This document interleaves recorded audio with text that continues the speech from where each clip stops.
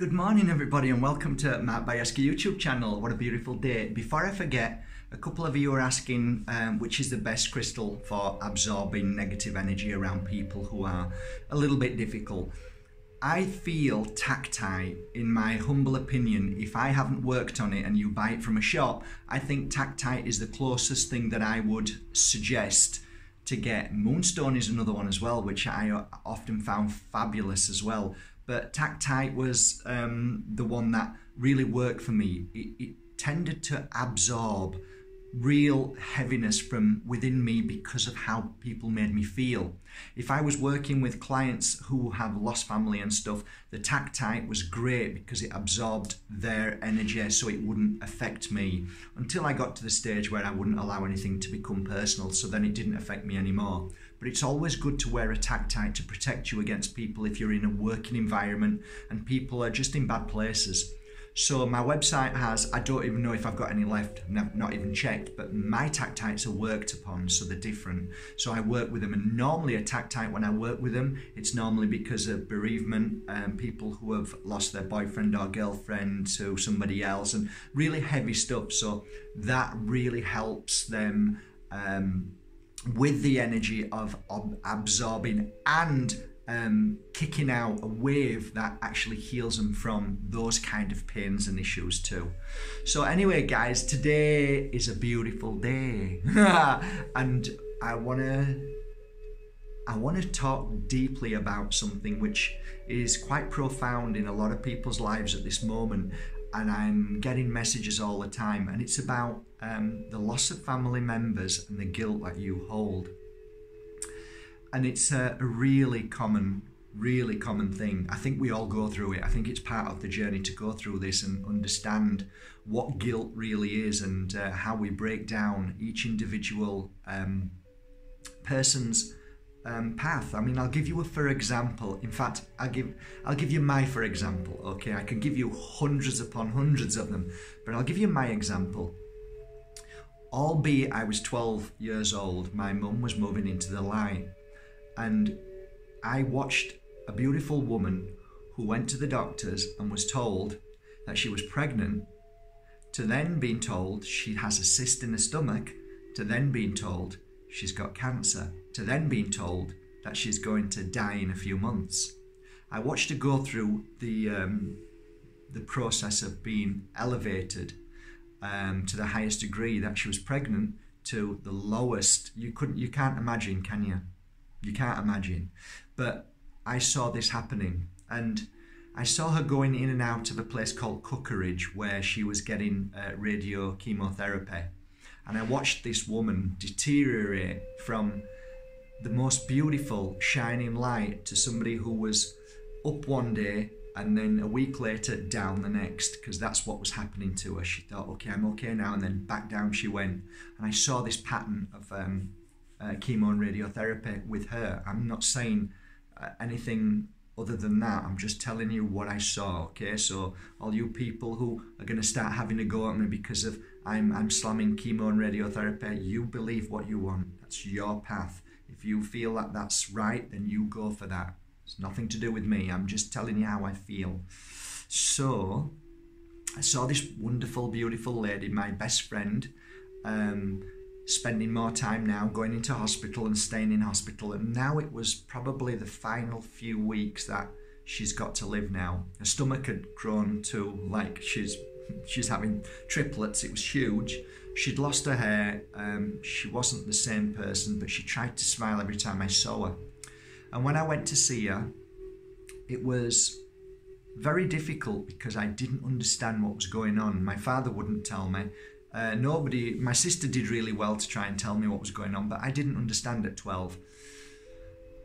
I remember one day I was bouncing the ball, and as I was walking down, my dad was just about to get in the car, and he says, "Mark, we go now to your mum's. Come on." And I remember saying, "Dad, I don't want to go tonight. I just don't want to go. I want to," and I think at that point I was just about to play football, and there was a girl in the park that I quite liked, and I was hoping to see her while I was playing football. And he says, "You don't want to see your mother?" And I said, "Is it okay if I don't go tonight?" I said, "I just don't want to go." So he got in the car and drove off, and even when I was saying those words, I think it was at that moment that I started a path of what's called guilt. I don't think I ever felt it before then. That was the first, I actually think that was the first moment of my guilt experience. I want to tell you something, guys. I held on to that moment till I was 39, nearly 40. And it affected me terribly, because obviously within a couple of weeks after that, at 4 o'clock in the morning, the phone rang, and I knew straight away my mum had moved into the light. And I then didn't believe in anything. I didn't believe in God. I didn't believe in the universe. I didn't believe in angels. How could anybody take away such a beautiful woman? And my mum was a beautiful woman in all shape and form. Incredible woman. If I'm 1% of what she is, I'd be a happy man. So the guilt I carried was so profound. I think it had an effect on me and on my health. And I carried that burden till I said I was nearly 40 years old. At 38 years old, I came into this spiritual world of awakening. And synchronicity plays a beautiful part and helps you see that there is more to life than eating, drinking, sleeping and working. And all of a sudden, things started happening in my life. You probably already know all of these things because you're all awakening or awake.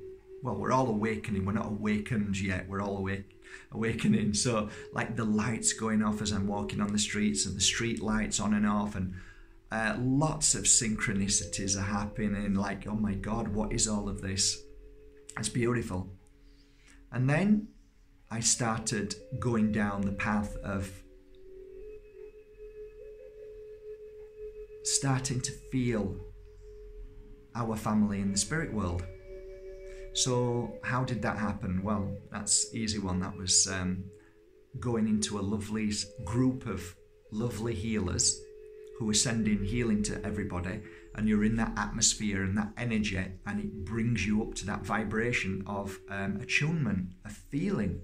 And none of us feel really. We only feel at a certain degree. But when you start to get into a safe environment where you don't feel like you're stupid or there's something wrong with you, everybody has the same energy level, then you can get to that level and start to feel things. And as probably a lot of you know, if you go to Circle, you get like, you think somebody's just touched you, you know, like you've been poked. And that's kind of like the little silly things that start to happen, and you think, what's wrong with my arm? What's something wrong with my...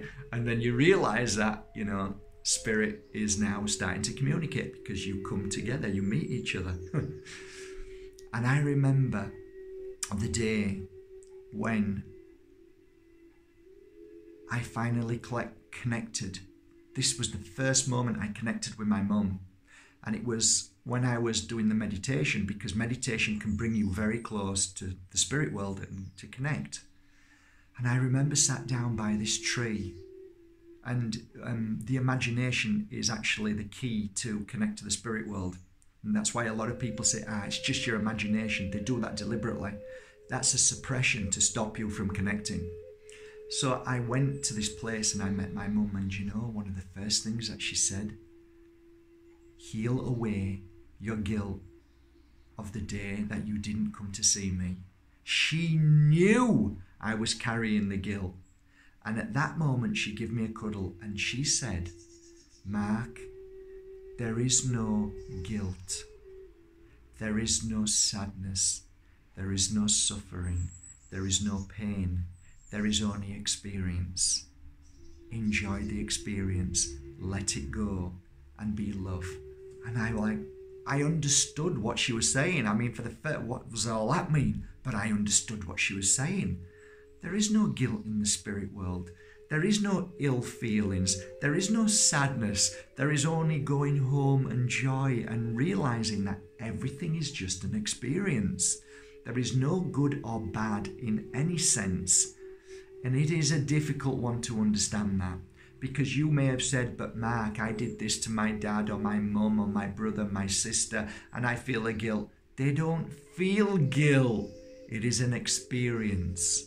So what that means is, the greatest suffering that you go through in this life, the greatest pains that you give to others or others give to you, when you meet in the spirit world, you are best friends. And you agree to go through them pains together. So normally our greatest, worst person in the world is normally our greatest and most beautiful friend in the spirit world. Work that one out. And I know that personally, because the 7 years I went through from one lady, my first mentor, who hurt me so badly and did so much damage, that when she moved into the spirit world, I was asleep and we met together and I realized, oh my God, she's my best friend. Think about that. Who would I want before I came here to put me through so much tests and challenges to see how strong I can become and how much I can elevate from that pain and suffering? Well, I'm going to ask my best friend, right? Who else would I ask? If I want to go through something so painful, I'm going to ask my best friend before I come here. Come on, that makes sense. So remember, whoever hurts you the most is normally your best friend in the spirit world. I know it's a difficult one to understand, but when you can forgive anybody who hurts you in this lifetime now, and see them as your best friend and say thank you for putting me through that challenge and helping me become stronger than it, which you have to do, because you'll come back again and learn it all again if you don't. Once you've done that and become stronger than it and forgiven them and yourself and let it go and say, wow, that was a powerful test, wasn't that interesting? Then you have conquered one of the most important things of why we're here. So today, beautiful friends, be like the sunshine. Do not be discriminating over this person and that person. Shine over everybody. Forgive. Let go of your guilt, because spirit cries and feels your pain inside when you feel guilt. Imagine if you moved into the light and your child feels guilt because they didn't get to you in time because they were on holiday, and they suffered from the rest of their life because of that. And you're looking over them and around them, holding them the best you can, healing them in the spirit world.